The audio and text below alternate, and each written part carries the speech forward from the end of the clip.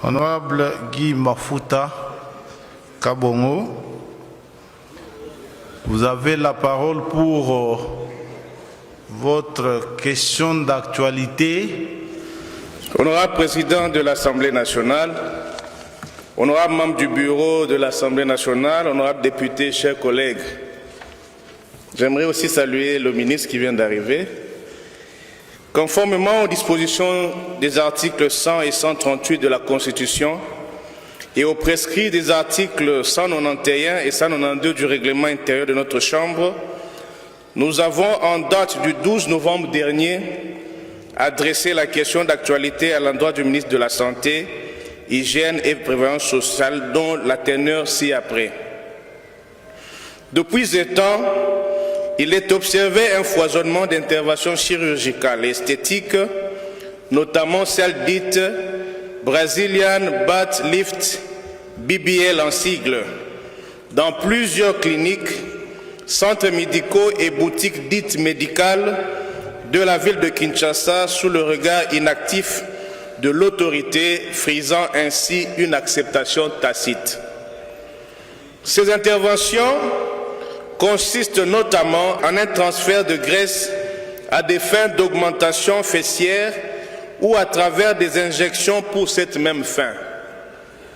Tenant compte de l'ampleur que cela prend, et dans la mesure où cette pratique portée et propagée notamment par des dames appelées influenceuses sur les réseaux sociaux, imprime inconsciemment et collectivement l'ère d'une nouvelle culture sur l'acceptation de son héritage génétique et phénotype.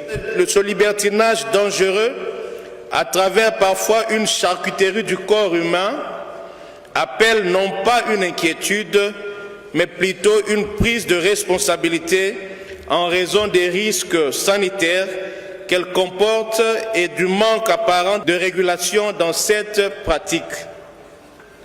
Honorable Président, honorable membre du bureau, honorable député, chers collègues, à avoir ces prestations, hommes et femmes souvent vêtus de blouses médicales, il n'y a rien de la noble profession de médecin dans leur langage et tenue. Ce sont des commerçants en quête du lucre. Actuellement sur la ville, l'heure est à la promotion. $100 au lieu de $250, et cela sous la barbe de l'autorité. Paye-t-il l'impôt? À l'ECOFIN, nous voulons bien maximiser les recettes.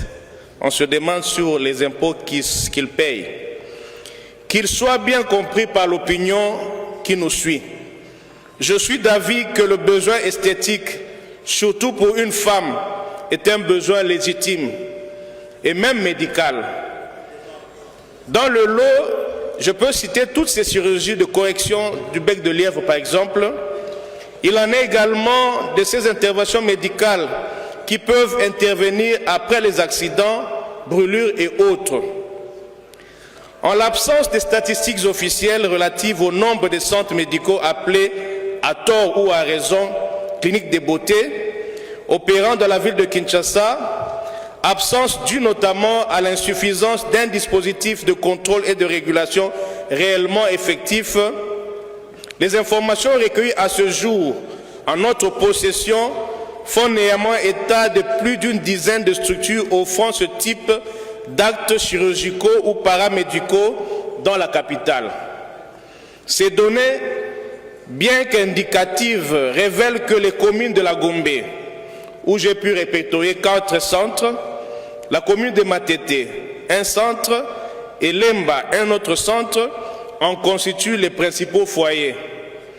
Il vous souviendra, Monsieur le ministre, qu'en 2022, une dame avait perdu la vie dans une clinique bien connue de la commune de la Gombe à la suite d'une opération ayant mal tourné.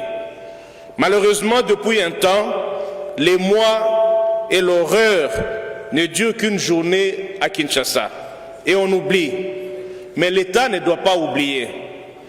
D'autres complications, moins visibles, ont également été dissimulées et certaines victimes transférées à l'extérieur du pays dans la précipitation. Au regard de la responsabilité du gouvernement dans la protection de la population, la régulation du secteur médical et même médiatique, en ce y compris les réseaux sociaux au regard du code numérique que nous avons adopté dans cette Chambre, et dans le souci de garantir la sécurité sanitaire et préserver l'éthique médicale dans notre pays, il vous a été adressé la présente question d'actualité pour obtenir votre autorité, lumière sur la légalité de cette pratique et la régularité de ces structures. Spécifiquement, nous voudrions savoir, les officines dont question sont-elles agréées et contrôlées par le ministère de la Santé? Qu'en est-il du plateau technique requis pour ce genre d'intervention et pratique? Quelles sont les qualifications et expertises exigées des médecins ou chirurgiens qui procèdent à ce genre d'intervention?